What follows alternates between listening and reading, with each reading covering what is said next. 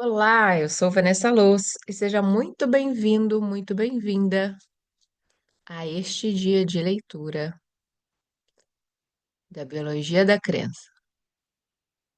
Estamos na página 113 de um livro de 135, então já estamos indo para o finalzinho dele. Desde o princípio, concepção e gravidez conscientes. Todos já ouvimos a expressão: quando você era bem pequenininho, ainda estava na barriga da sua mãe ou da mamãe.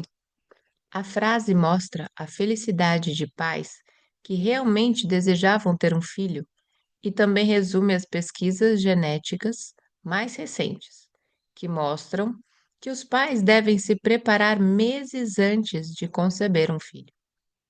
A consciência e a intenção podem produzir um bebê mais inteligente, saudável e feliz. As pesquisas revelam que os pais agem como engenheiros genéticos dos filhos bem antes da concepção. Nos estágios finais de maturação do óvulo e do espermatozoide, um processo chamado impressão genômica regula a atividade dos grupos específicos de genes que irão moldar a personalidade da criança que será concebida. Surani, 2001, Reik e Walter, 2001.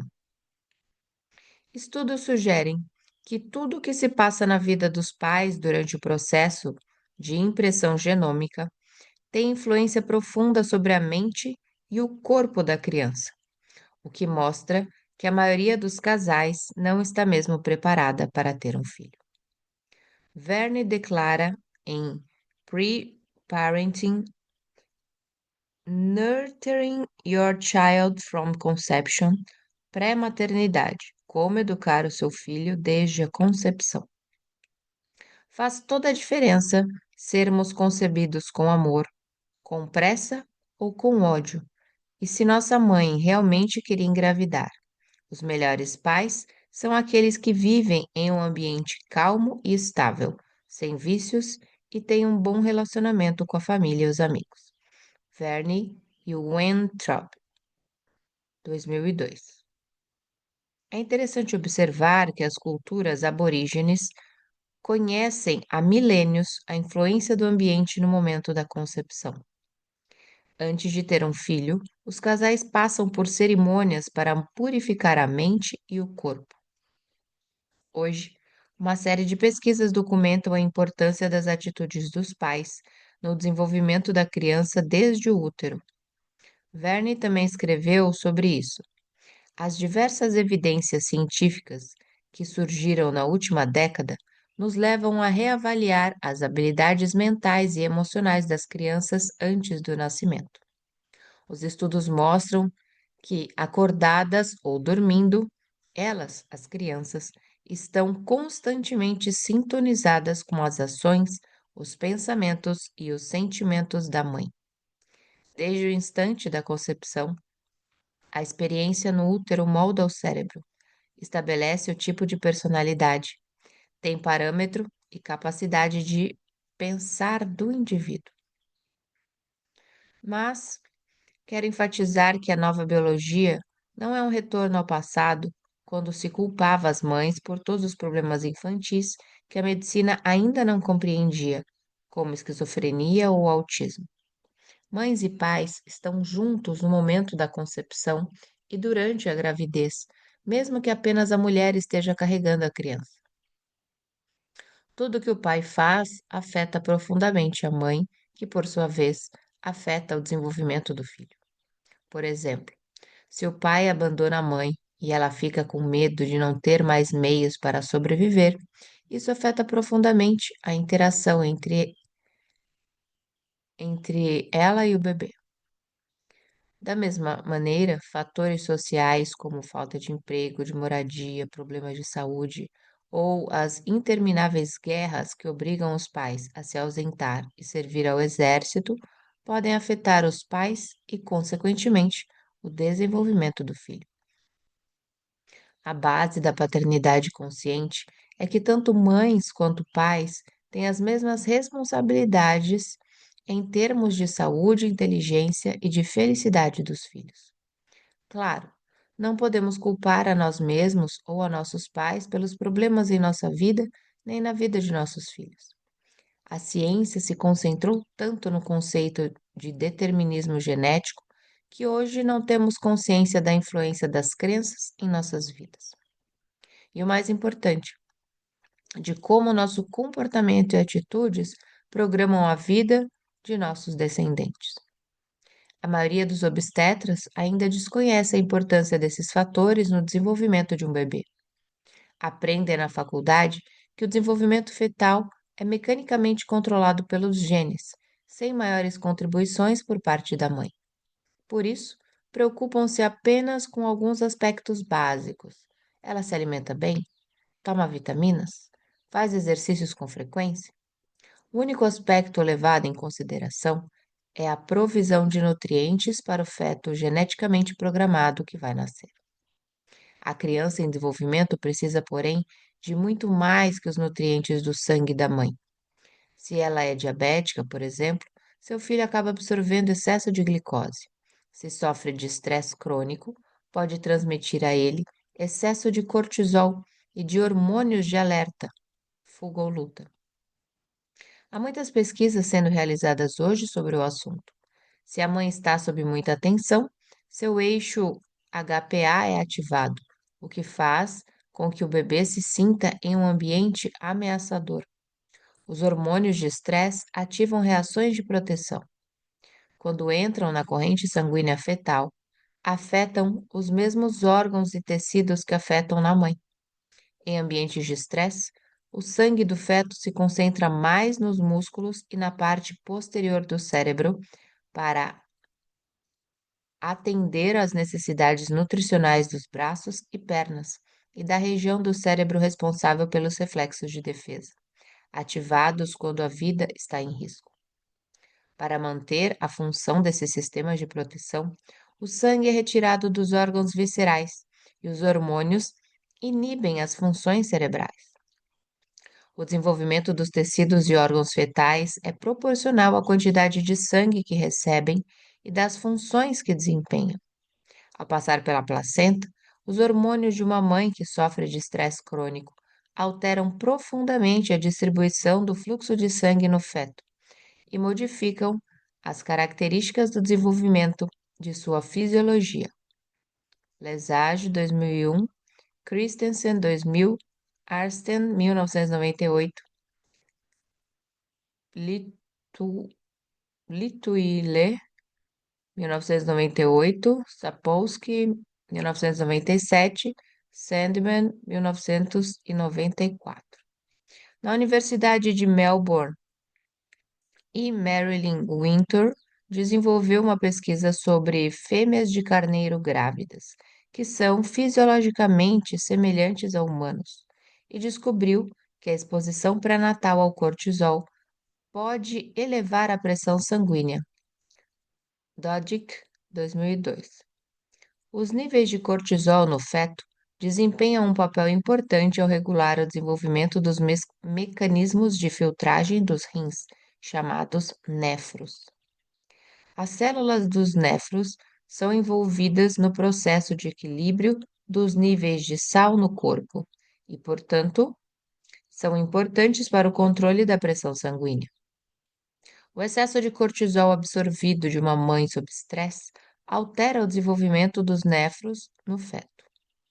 Outro efeito do excesso de cortisol é que ele faz com que tanto a mãe quanto o feto passem de um estado de crescimento para um estado de proteção. Como resultado, o feto nasce menor.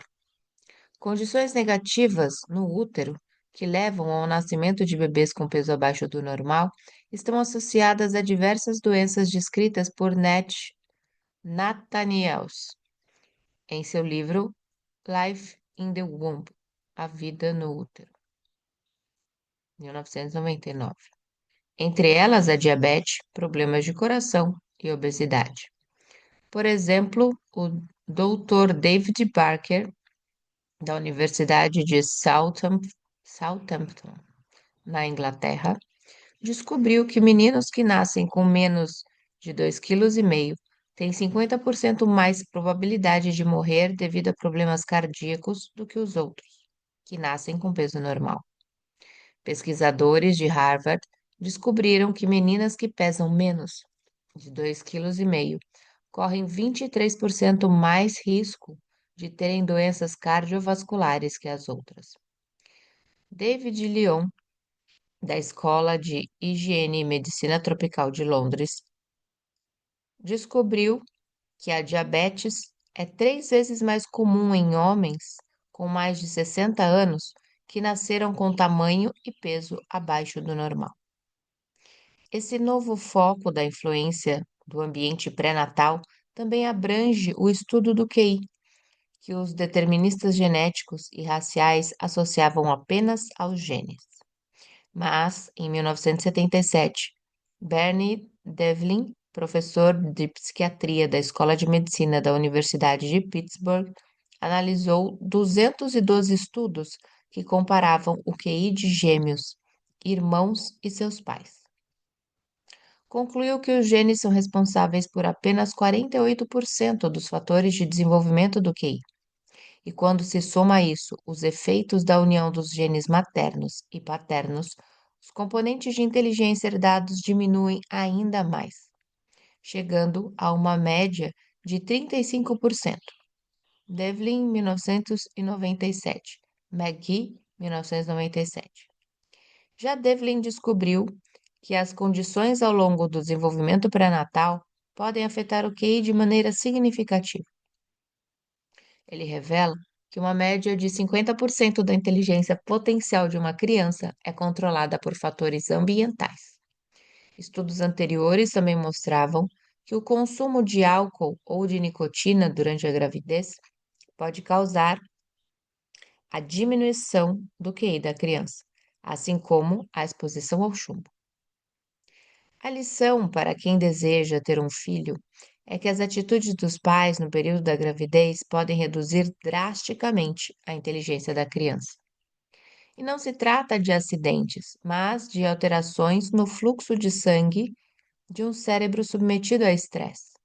Em minhas palestras sobre paternidade consciente, eu cito pesquisas e mostro um vídeo de uma organização italiana, Associazione Nazionale di Educazione Parentale, Associação Nacional de Educação Pré-Natal, que ilustra o relacionamento interdependente entre os pais e seus filhos ainda não nascidos. No vídeo, uma mãe e um pai estão tendo uma discussão enquanto ela é submetida a um sonograma. Pode-se ver nitidamente que o feto salta dentro do útero quando a discussão se inicia. Contorce o corpo como se estivesse para saltar de um trampolim no momento em que a discussão se torna mais agressiva. E também quando alguém quebra um copo. O poder da tecnologia moderna por meio de um sonograma ajuda a desbancar o mito de que crianças ainda não nascidas não são organismos sofisticados o suficiente para reagir a qualquer coisa que não seja seu ambiente nutricional. Programa Avançado da Natureza. Você pode estar se perguntando por que a evolução criou para os fetos um sistema tão frágil e que depende tanto do ambiente dos pais. Na verdade, trata-se de um sistema engenhoso que ajuda a garantir a sobrevivência da prole. A criança vai viver no mesmo ambiente que os pais depois que nascer. Por isso, as informações adquiridas por intermédio da percepção dos pais atravessam a placenta e ajudam a formar a fisiologia do feto, preparando-o para as exigências que irá enfrentar após o nascimento. A natureza está simplesmente fornecendo à criança ferramentas para que possa sobreviver no ambiente que a espera. Portanto, hoje os pais têm uma escolha. Podem reprogramar suas crenças limitadas sobre a vida antes de trazer uma criança ao mundo. A importância da programação dos pais faz cair por terra a teoria de que nossas características, tanto positivas quanto negativas, são determinadas apenas por nossos genes. Como já vimos, os genes são formados, guiados e moldados pelas experiências aprendidas com o ambiente. Fomos levados a acreditar que habilidades artísticas, atléticas e intelectuais são traços geneticamente transmitidos. Porém, não importa se os genes são bons. Se o indivíduo sofreu maus tratos ou sempre se sentiu incompreendido, o potencial de seus genes pode ter sido anulado. Liza Minnelli recebeu os genes da modelo e superestrela Judy Garland e do diretor cinematográfico Vincent Minnelli. Sua carreira brilhante e os altos e baixos de sua vida pessoal foram scripts incutidos em seu subconsciente pelos pais. Se Liza tivesse os mesmos genes, mas fosse criada por uma família de fazendeiros holandeses do interior da Pensilvânia, por exemplo, o ambiente teria gerado uma seleção genética diferente para sua vida. Os genes que lhe permitiram ter uma carreira artística de sucesso provavelmente teriam sido mascarados ou inibidos pelas exigências culturais da comunidade agrária. Um grande exemplo da eficácia da paternidade consciente é o jogador de golfe e campeão Tiger Woods. Embora seu pai não tenha sido um jogador tão talentoso, esforçou-se para que o filho tivesse a oportunidade de ingressar em um ambiente rico e com potencial para desenvolver suas habilidades, atitudes e se tornar um jogador de alto desempenho. Claro, o sucesso de Tiger também está relacionado à filosofia budista, a qual sua mãe pertencia. Os genes são importantes, mas somente se forem desenvolvidos sob a influência de uma paternidade consciente e de uma gama mais vasta de oportunidades oferecidas pelo ambiente. Paternidade e maternidade conscientes. Eu costumava terminar minhas palestras para o público lembrando a todos que somos responsáveis por tudo em nossa vida. Nem todos gostavam de ouvir aquilo. Parecia uma carga pesada demais para algumas pessoas. Um dia, quando havia terminado uma palestra, uma senhora ficou tão irritada com minhas palavras finais que foi com o marido até os bastidores onde me encontrava para, em lágrimas, protestar. Recusava-se a fazer parte de algumas recusava-se a fazer parte de algumas tragédias em sua vida. Usou de todos os argumentos possíveis para me convencer a mudar o final da minha palestra. Tive de reconhecer que, com minhas palavras, podia estar fazendo as pessoas se sentirem culpadas. Em nossa sociedade, é muito comum jogarmos a culpa em outras pessoas ou usá-las como bode expiatório de nossos problemas. À medida que vamos adquirindo experiência, tornamos-nos mais capacitados a lidar com as dificuldades da vida. Depois de muito discutir, a mulher finalmente aceitou uma modificação que propus para minha frase final das palestras. Você é responsável por tudo em sua vida, desde que se torne consciente de que é responsável por tudo em sua vida. Não podemos nos sentir culpados por sermos pais pobres, por exemplo, a menos que tenhamos consciência de toda a teoria que acabei de expor e a ignoremos. No entanto, a partir do momento que temos essas informações, podemos usá-las para reprogramar nosso comportamento.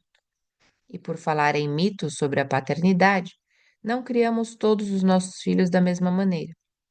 O segundo filho não é clone do primeiro. O mundo e a nossa vida não são mais os mesmos desde que ele nasceu.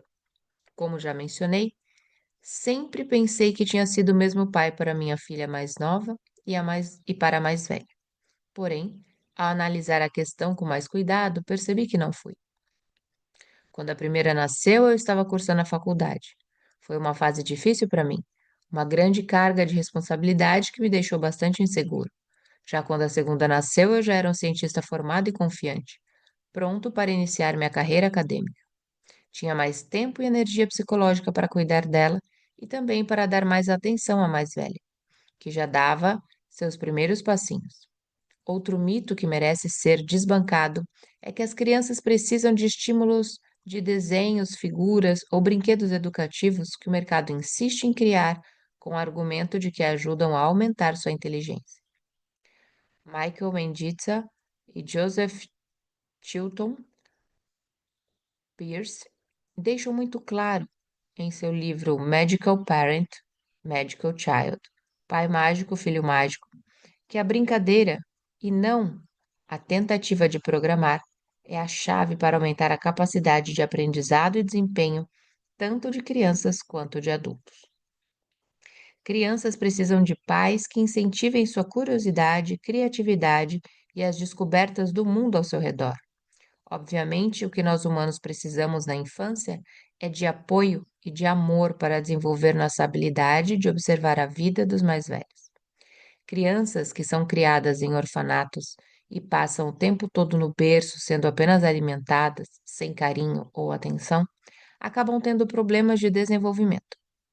Mary Carlson, neurobióloga da Escola de Medicina de Harvard, realizou um estudo com órfãos romenos e concluiu que a falta de contato físico e a atenção nos orfanatos da Romênia, além da baixa qualidade dos berçários do país, prejudicava o crescimento e afetava o desenvolvimento e o comportamento das crianças. Carlson estudou 60 crianças de idades variando entre alguns meses e 3 anos, medindo seus níveis de cortisol por meio de amostras de saliva. Quanto mais estressadas estavam as crianças, níveis de cortisol mais altos que o normal em sua corrente sanguínea, menor era seu desenvolvimento. Holden, 1996. Carlson e outros pesquisadores também estudaram o comportamento de macacos e ratos, demonstrando a relação entre hormônios de estresse, cortisol e desenvolvimento social. Estudos desenvolvidos por James W. Prescott, ex-diretor do setor de saúde humana e desenvolvimento infantil do Instituto Nacional Norte-Americano de Saúde, revelaram que macacos recém-nascidos isolados e sem contato físico com suas mães ou com outros macacos desenvolviam perfis de estresse anormais e se tornavam sociopatas violentos. Ele desenvolveu esses estudos avaliando diversas culturas humanas e a maneira que os filhos são criados em cada uma delas. Descobriu que nas culturas em que as crianças recebem carinho físico e não têm a sexualidade reprimida, há mais paz e harmonia. Nessas comunidades, os pais mantêm contato físico com os filhos e os carregam no colo ou nas costas o tempo todo. Já as crianças que vivem em sociedades nas quais esse tipo de contato não existe, acabam se tornando violentas.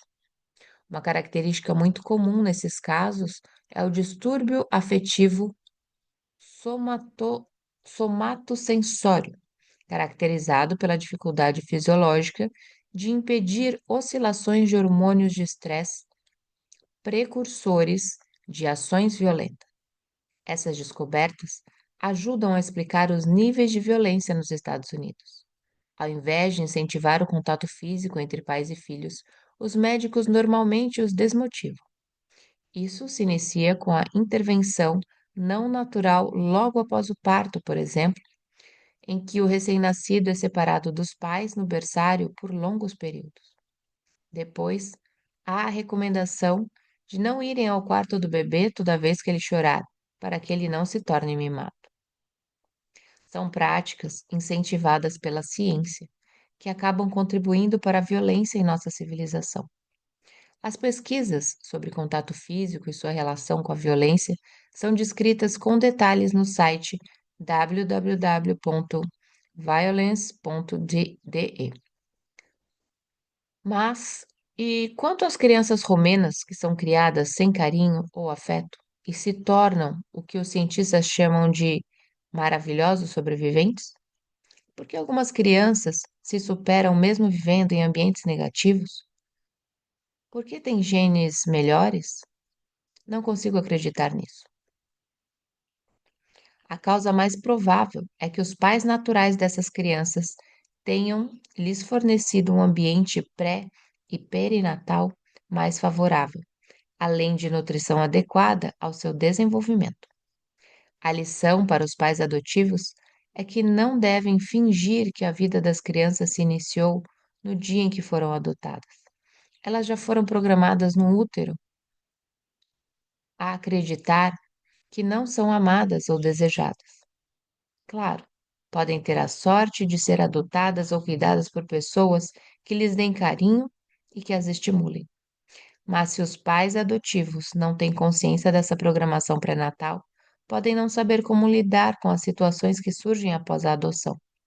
Imaginam que a criança veio para eles em branco, sem influência alguma dos 9 meses que passou no útero.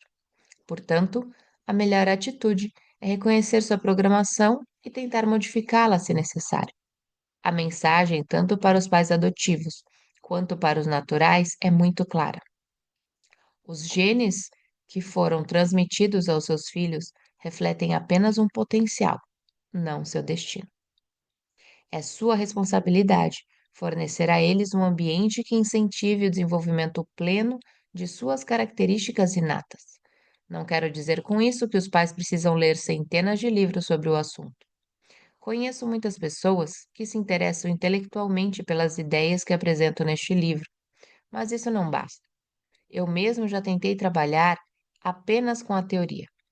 Conhecia todos os detalhes acadêmicos, mas tive de fazer um esforço enorme para colocá-los em prática. Só então minha vida começar a mudar. Se você acha que o simples fato de ler este livro vai fazer com que sua vida familiar se modifique, está agindo como as pessoas que acreditam em uma pílula farmacêutica que pode resolver todos os problemas. Ninguém se modifica se não tiver um esforço de verdade para mudar. Está lançado o desafio. Deixe de lado seus medos infundados e não incuta crenças e medos desnecessários nas mentes subconscientes de seus filhos. E, principalmente, não aceite a mensagem fatalista do determinismo genético.